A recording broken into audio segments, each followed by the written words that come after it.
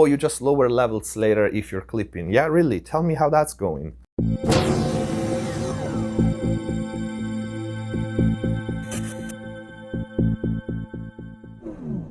Hello everyone, welcome back to McSolaar TV. Hope you're having a great day. I brought back the rapid fire Q&A. So in this series of videos, I'm gonna answer your questions. Before we start, please check the info box down below for my mixing courses on Pro Mix Academy, free plugin special discounts and offers, and if you want to support the channel. But most important, if you really want to learn how to mix and master professionally, click the join button down here, become a MixBuzz TV member and access the already big and always growing library of in-depth mix and mastering courses, videos, and tutorials. Full mixes, breakdowns from start to finish. Mastering courses with all the settings for my analog gear and plugins, special videos, and a lot more. You also get mix consultations with me via Skype or email. Next question by DJ Outlaw Stars DNB. On my initial mix, once everything is balanced, how much headroom should I leave for the master? There is so much conflicting information. No, there's not. I mean, there is, but by now, everyone should know. It doesn't freaking matter how much headroom you leave on your tubas. If you're mixing in the box, it can be minus 0.1 or minus 10 dB. For the master engineer, it does not make any difference. As long as you, A, don't clip your tubas, B, don't use a limiter not to clip your tubas, because that means your gain stage is shit. With 32-bit files, we don't have any problems lowering your hot master, which is not clipping, so -1 to -8, and then processing it for mastering. So it makes absolutely no difference. There's no conflict. Everyone who says anything different than this does not know how audio works, like basic audio.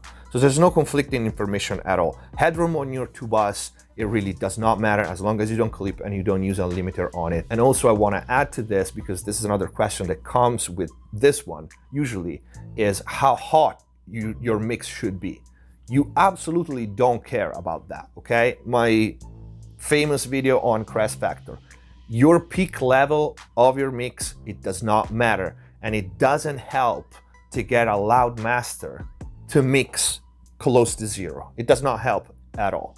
It's crest factor that it dictates the potential for a mix to be loud and clean in mastering, okay? It's not the peak level. The peak level of your mix doesn't matter, and actually you're better off staying low because there's literally no reason.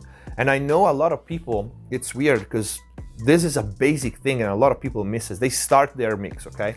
And kick is like -2, snare is -2. By the time they add the track number 10, everything is clipping. Oh, but if I lower the volume, it doesn't sound, you know, as punchy. No, I can promise you, it sounds exactly the same. If you turn all your volumes down and you gain stage correctly, your mix will just sound lower in level.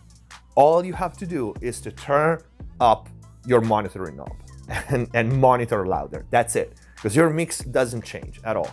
Whether it picks a -2 or it picks a -10, it doesn't change. Of course, it changes if you do this after you've done all the processing, and then you lower in the gain and the levels, going into compression, going into saturation, going into delays, going into all that you're going into.